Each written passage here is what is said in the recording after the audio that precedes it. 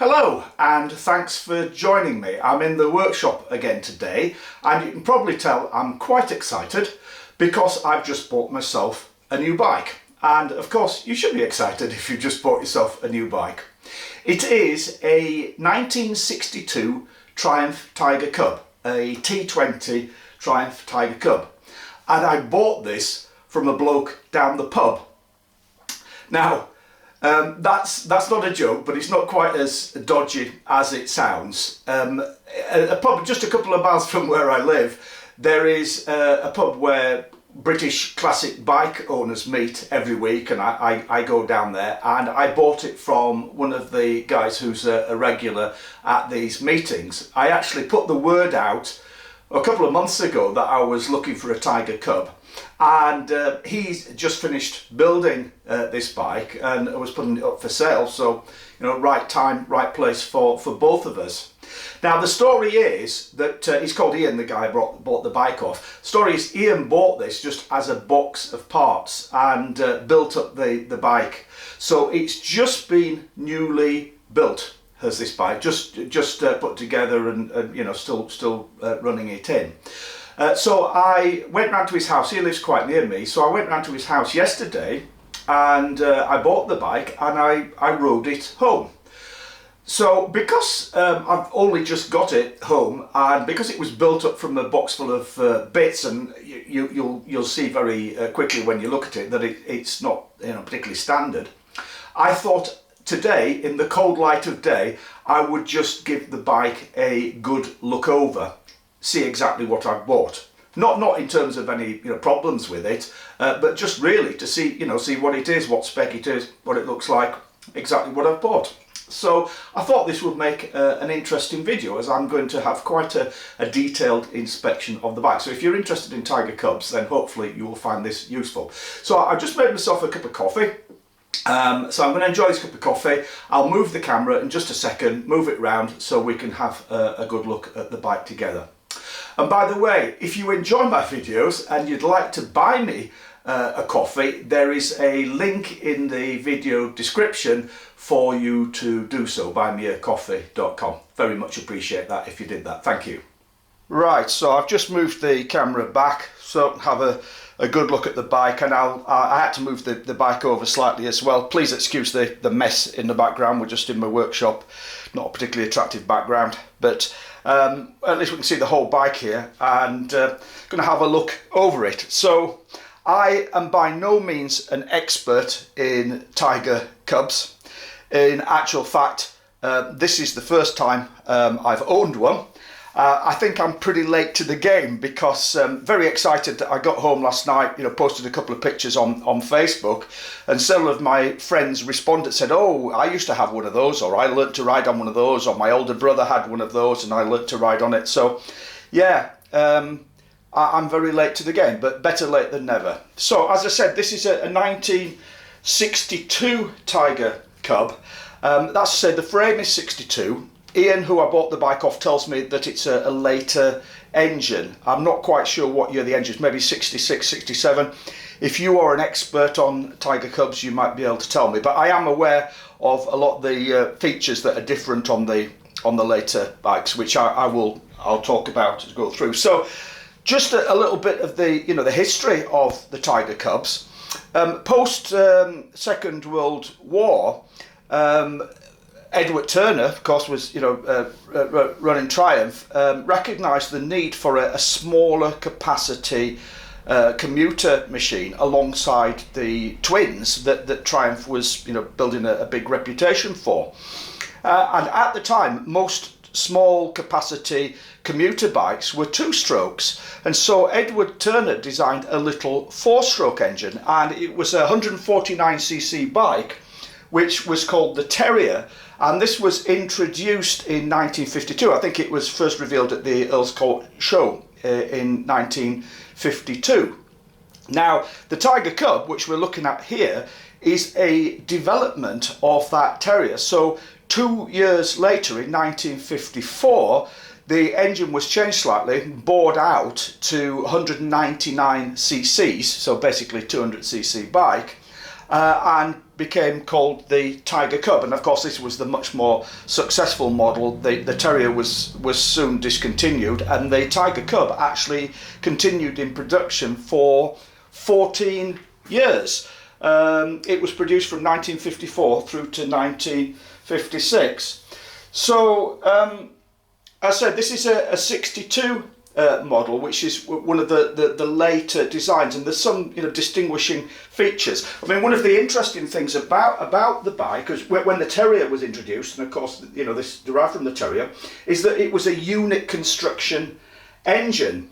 That's to say that the engine and the gearbox and the primary case, everything is all one unit. At the time that was unusual.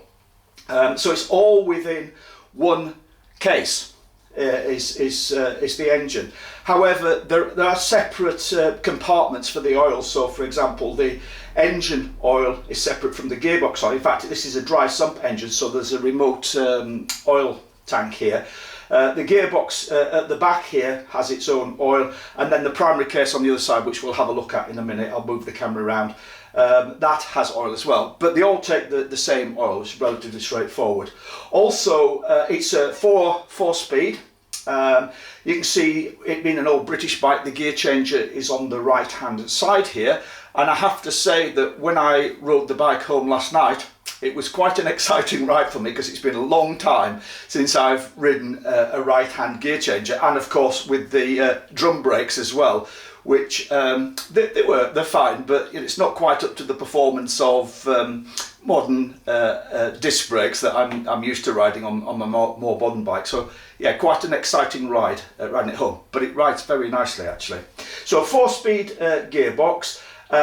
It's overhead valve engine, obviously driven by push rod. So here's the push rod tube, and then you've got 2 valves, top the overhead valves, 4-stroke engine. And one of the advantages this bike had over other 2-strokes is that it had a much wider power band and much smoother delivery across the rev range, and in actual fact performed really well. And over the 14 years they made a lot of revisions and changes to the model, and a lot of different versions came out. But they made a higher compression engine, 9:1 compression ratio engine, and that was performed so well. It was known as the baby Bonnie, the baby Bonneville, because it's like the Bonneville's baby brother. And if you actually have a look at the styling of the bike, it's that very distinctive, and I think extremely attractive Triumph styling. The same sort of attractive styling as the Bonneville. I've just moved the camera in so we can have a closer look. Now, one of the ways you can tell this is a later engine is that the very early engines, the points were on like a sort of distributor type unit here.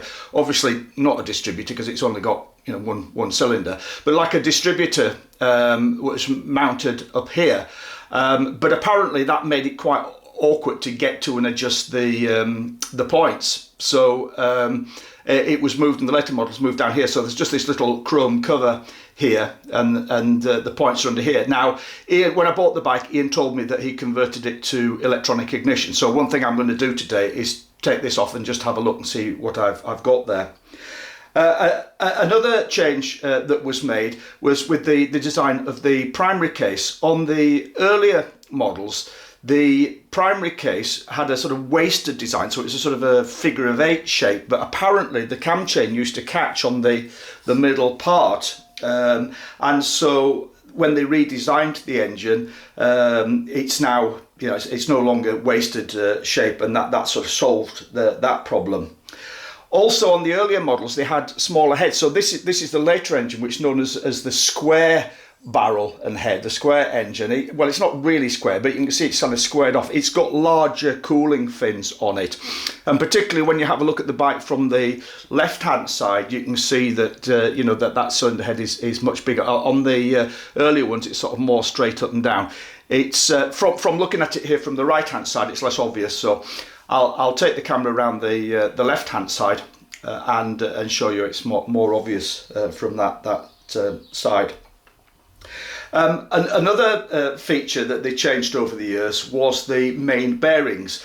In the earlier models, they were roller bearings, and apparently that caused problems if you didn't warm up the bike, get the oil circulating fully before you set off, then you could have problems with those failing. So in the later design engines, of which this is one, they replaced those main bearings with rollers, which are a lot more reliable now.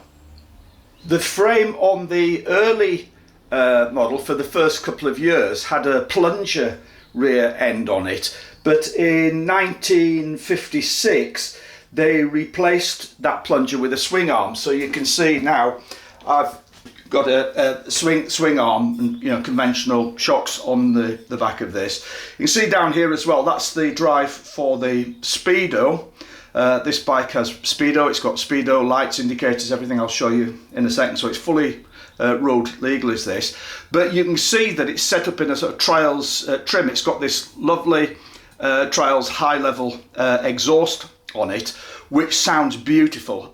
Before I finish this video, I will start up the bike for you so you can hear it running, but you know, I love that exhaust. So you can see that Ian has built this into the sort of the Trials trim of the bike. So the Tiger Cub they were actually very popular as Trials bikes, and in the late 1950s Triumph actually sponsored a factory team, and the Tiger Cub did very well. And interesting little bit of information actually is Mike Hillwood was one of the riders on that team. Amazing, back then many riders were so versatile, and they just kind of entered all the different disciplines. So as I said, Ian kind of set this up in the Trials trim, but it's not, and I did actually buy it with a view to possibly doing some pre-65 trials with it. But it's not really fully set up for doing trials. I'd have to change quite a bit. And of course, he's made it road legal. Ian, the previous owner, has set it up for road use. So he registered it. It's registered as a historic vehicle, of course. Because it came as a box of bits, there was no registration number, so he's got it registered. He's fitted lights, horn, Speedo, indicators. So it's a fully road going bike. So I'll have to see whether or not I'm going to set it up for trials. At the moment, it's just a joy to own. And that was really the main issue for me. Okay, so let's start having a look at a closer look at the bike. I mean, the first thing that strikes me about it, particularly when I rode it home and parked it up in my garage next to my Bonneville T140, is how small this bike is. It really is tiny. I think it weighs about 100 kilograms, which, you know, just for comparison, the Bonneville weighs about, I think it's about 185 kilograms, and that feels light. The Bonneville feels light compared to my modern bikes like my Harley Davidson and my Triumph 1200 Scrambler. I mean, the 1200 Scrambler, I can't remember exactly how much that weighs, but it must be about 200 kilograms, about twice the weight of this thing. And how small it is, how low it is. I'm just going to measure that seat height actually, because it is so low. Yeah, that's 28 inches. 28 inches seat height. So if you are a shorter rider, this is definitely the bike for you. Now, I mentioned a moment ago the brakes. Let's just have a look at the brakes. Oh, actually, no. I'll just have a look at with the engine, the carburetor, and the oil tank whilst I've got the camera here. So I said it's a dry sump, runs a dry sump. So you've got the remote oil tank. You see there's a nice kind of sticker on the oil tank there. I can see that this oil tank has been repainted with the minimum oil level. That indicates the minimum oil level. But I'll just have it. Obviously, I checked it before I rode it home. But you have a look. Yeah, the oil, level. You want to fill it up to, quite near the top, really. So I can see that there's plenty of oil in there. And of course, with the bike having only just been rebuilt, that's fine. But I'll probably change it quite soon. Yeah, the bike has only 54 miles on the clock. It's got a new clock. I'll just move the camera and show you. Right, sorry, my mistake, 52 miles on the clock. So this is a brand new Speedo here, Smith's Speedo, and as you can see it's registering 52 miles. You can see also there's the headlight, there's an amp meter there, and whilst I'm up here, you can see it's got new levers, so that's new brake levers, new clutch lever, the switch gear here, which I think must be off a Jack bike. So you've got the light switches, indicators. You know, the bike's got indicators. You can see there's one of them just down there, and a horn as well. So the horn is mounted here, just under the seat. You can see number plate, mount at the back, rear lights. There is a light switch on the rear brake as well, so we've got a brake light on there and indicators. Just got my torch out here shining on the job so we've got a good view of things. So you can see it's fitted with an AML monoblock carb here. You know, one thing I noticed when I bought it is that there's no kind of filter on here. It's just got this screw-on bell mouth which just, you know, goes straight through to the carburetor.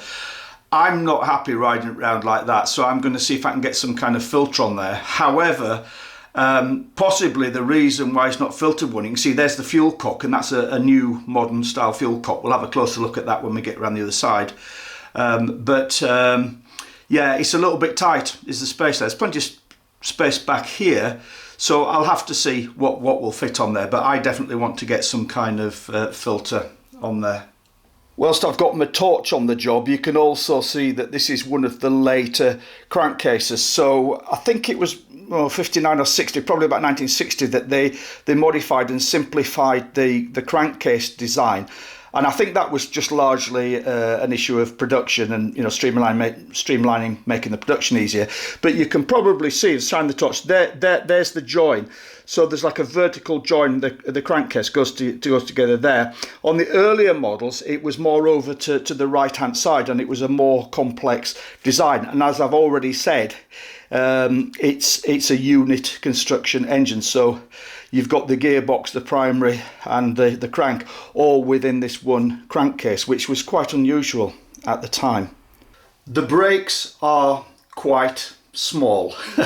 they do work, as I said, but it was quite an exciting ride for me coming home. They are 5.5 inch drum brakes. There's single leading shoe drum brakes, and they're only 1 inch wide.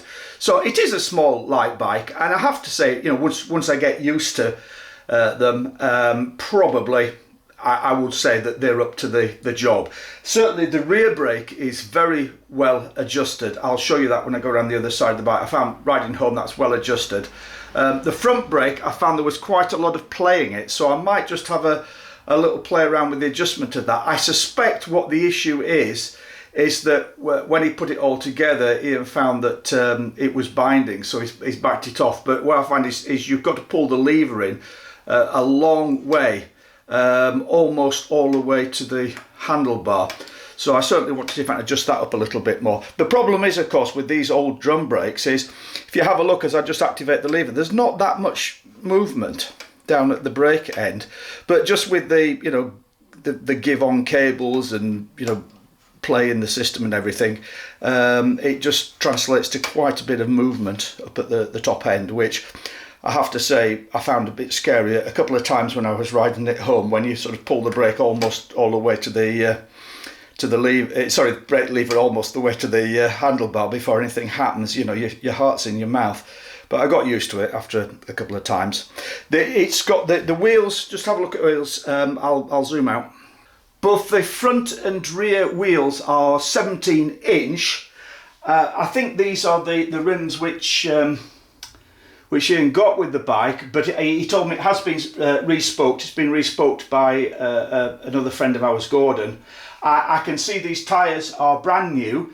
They are both the same size, front and rear. It's a 3.00 17 front and rear, and the make is Cougar, which I'm not familiar with at all. I don't know anything about those. So, and you can see aluminium, just turn that there, aluminium mudguards front and rear, which I think Ian fabricated and put on there. I'll just check the tyre pressure as well, because obviously if you're riding off-road you want a fairly low tyre pressure, but as this is set up for road riding, I suspect it's probably around about 18-20 psi, something like that.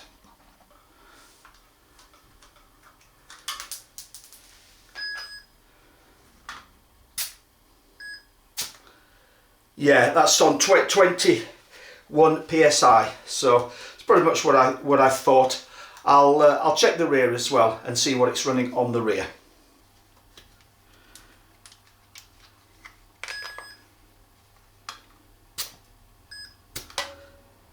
Yeah, that's actually 22 on the rear, so that's pretty much what I thought. It felt okay when I was riding it home, so I'm going to stick with those tyre pressures, I think. One thing which I have to admit I'm not sure about is the colour of this petrol tank. Ian's painted it yellow, which I think he's taken his inspiration from that. Yet Triumph did make one with yellow tanks like this. They were for the USA market. I think they were called Mountain Cubs, and they were sort of trail riding versions that were sold in the USA. I don't think they were actually sold in the UK. I don't know, I'm not going to change it immediately because he's painted it himself and he has made a very nice job of this tank. It's just a bit bright for me. I'm maybe just a little bit more conservative, and I think I would like it in something like a more traditional blue and silver or red and silver, something like that. But this is I think it's just over 3-gallon tank, this one. It's got the nice Triumph badges on there, and of course these rubber knee pads as well, which are lovely, and I found, when I was riding home, quite like those. Nice. So let's have a closer look at the left-hand side of the bike then. You can probably see better what I was talking about earlier about this later model having the larger cooling fins, and it's sort of been more of a square shape, which is why it's known as the square model, and the cylinder head sticks out further at the front there. Also, you can see the primary case, and by the way, the primary case screws have been replaced by Allen head, which is great. The earlier model was wasted, so it's sort of tucked in here and at the bottom there, whereas this is more of an oval shape. If we take a closer look at the carburetor, you can see this is an AML monoblock carburetor, as I mentioned earlier. These, of course, don't have a choke. You've got the tickler switch here, this brass switch on the top there.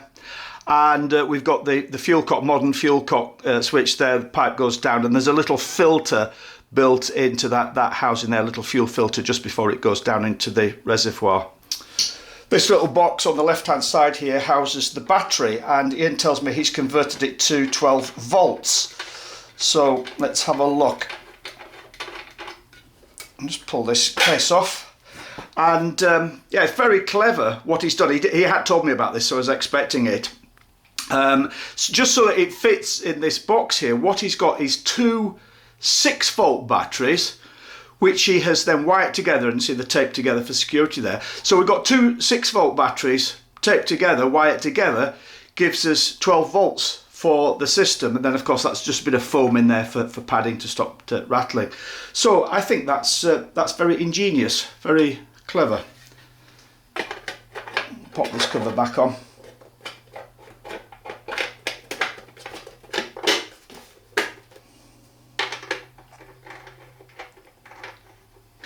With this being an old British bike, the brake lever is on the left hand side, of course. This is very well adjusted, is this brake lever. You see there's not a lot of movement there, and that brake works very well when it's applied. One thing I did find though when I was riding the bike home is, it's setting very tight, is that, and these foot pegs are very small.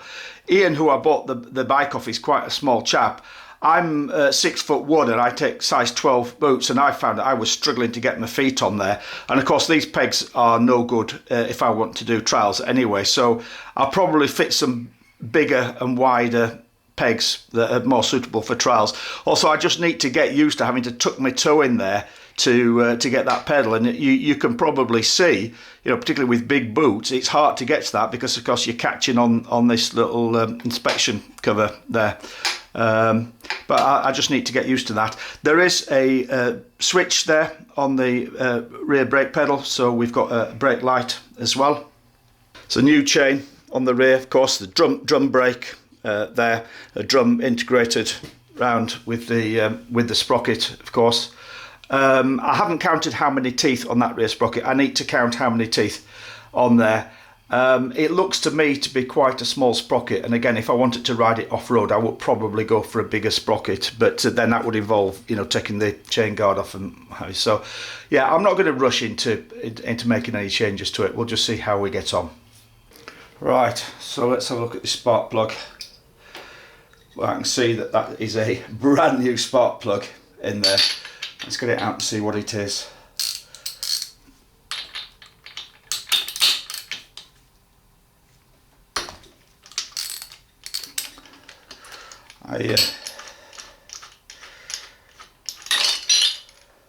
Yeah, you can see that's a new spark plug.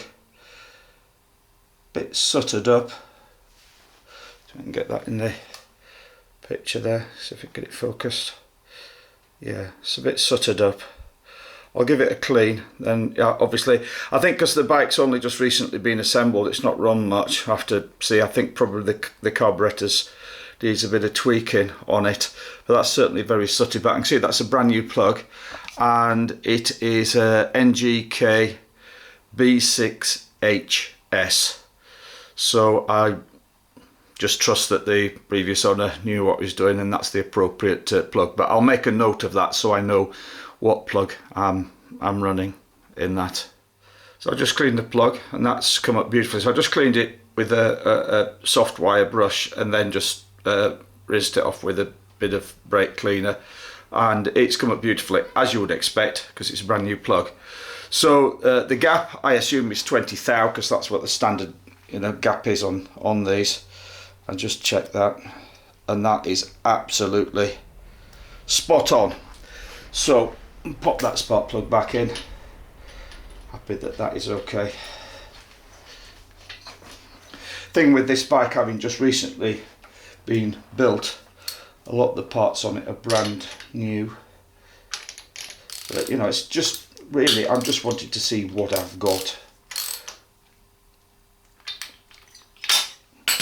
So yeah, I can see that cap is brand new as well. Just make sure that end is nice and tight. Yep, that end nipple. Right, put that on. Right, great. Let's take this points cover off and see what we've got under there, because Ian did say that it fitted electronic ignition, so we'll see what we've got in the way of ignition under here. It's just this little chrome cover on here. Oh yeah, you can see that's a electronic ignition unit on there. See if I can see what sort it is. Need to get my torch on there, my eyesight's not good enough to read that. Right, so I've zoomed in and got a bit more light on the job, and you can see there it's a Wassel electronic ignition unit there, which are quite popular units for converting old British bikes. So and that's pretty much a reliable mainstream unit. I'm assuming that the gubbins are tucked away under the tank somewhere with the coil. I'll just have a little investigate. Right, found it. And I have to say, credit to Ian that built this bike. Very neat, very nice. So just behind the horn here, you see tucked away behind the oil tank, there's the coil there, and the electronic ignition unit is actually just bolted there under the seat, right up under the seat between the frame rails. So that's very neat, nicely tucked away. Excellent, so that should be reliable. At some point I might just check the timing on that, make sure that I'm happy that the timing's set up right, but hopefully that's going to be problem-free ignition on this. Well, fingers crossed anyway. I've just put a stand under the sump to get the front wheel off the ground, because I just want to see if I can take up a bit of play in that front brake. Now it may well be that, you know, just due to tolerances, that's as tight as Ian could get it when he's doing it, but it's really freely, but you can see it's just catching very slightly there, so maybe that's as tight as he could get it. But of course the problem is with an old cable system like this, there's so much play in terms of, you know, stretch and play and things that that sort of translates to an awful lot of movement in the in the lever, so I just ease that lock nut off and just see if I can just take it up just a tiny bit more. Yeah, you see, you've got to be careful because it's going to be... Obviously the drum's not totally true there. Just see. First of all, I'll see how far I can get away with taking it up, and then back it off again. Just a very slight catch there.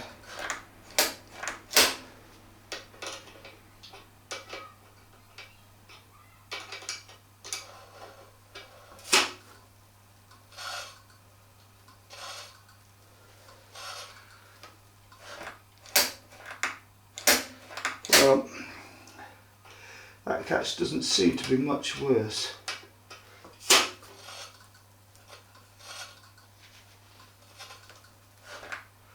I am going to try it just that little bit more, so I've just, just wound it out a little bit more, because yeah, when I put the front brake on, it gave me quite a scare when you can sort of pull the front brake in right to the handlebar grip. Right, so that's locked off, so you can see that swing, but you can probably hear it's just a very, very light catch, which will be the drum not quite true. That is quite a bit better at the lever. Right, I'm happier with that. I have to say, just whilst I've got the front wheel jacked up, there's absolutely nothing wrong with those wheel bearings. Just look at that, the way that front wheel is going backwards and forwards to settle at the heaviest point, and if I get hold of them and rock the rim, there's absolutely no movement in there at all. So yeah, those wheel bearings are terrific. When I was buying the bike, before I rode it away, I checked it over for all the obvious things that you want to do before you actually, put your life at risk riding the bike. So I checked all the wheel bearings, the steering head bearings, the swing arm bearings, checked everything for safety. And because the bike has only just been rebuilt, and I trust the guy that built the bike, he knows what he's doing, he's very experienced, he's done a lot of these bikes. It's all pretty much in good shape, good order. That's really not why I was checking it over just now. I was really just looking to see, the details of what I got. For instance, like, the ignition system, what spark plug it's running, things like that. So it remains to be seen what I'm going to do with the bike. It is my intention, or when I was looking around for one of these bikes, it was my intention to get one for doing a bit of trials, but of course I've got the advantage that this one's actually road registered, got number plate, lights, indicators on it, so I can ride it on the road if I want. So that's an advantage of that. I'm certainly not a serious trials rider. I've got another little trials bike. I don't think it's appeared in any of my videos, but I've got a Beta Rev 3, if you're into your trials, trials bikes. It's a little 125 Beta Rev 3, which I mess around on a little bit, but I'm certainly not a serious trials rider. Just really enjoy riding, bit of fun. So yeah, the Petrol Tank, he's made a nice job of painting that, and so I'm kind of reluctant to change just the moment, and it is very distinctive, isn't it? But we'll see. I'm very conservative now, sort of quite like traditional muted colours, so we'll see with that, but I'm not going to rush into changing it just for the sake of it. So I hope you enjoyed watching that and just looking the bike over with me. If you're into Tiger Cubs, I'll reiterate what I said at the start of the video. I'm by no means an expert in Tiger Cubs, never owned one before. This is my first Tiger Cub, so I'm rather late to the game, but better late than never. And it may well feature in future videos, either riding or in the workshop here. So once again, thanks for watching. Hopefully see you again soon. Bye.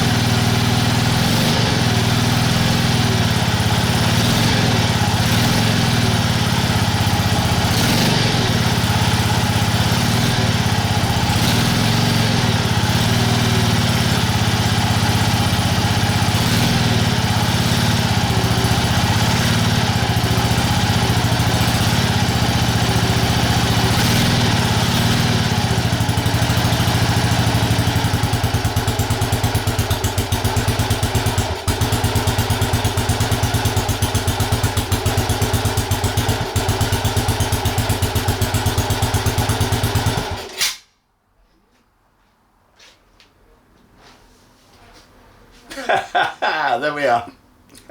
Hope you enjoyed that. Thanks. Bye.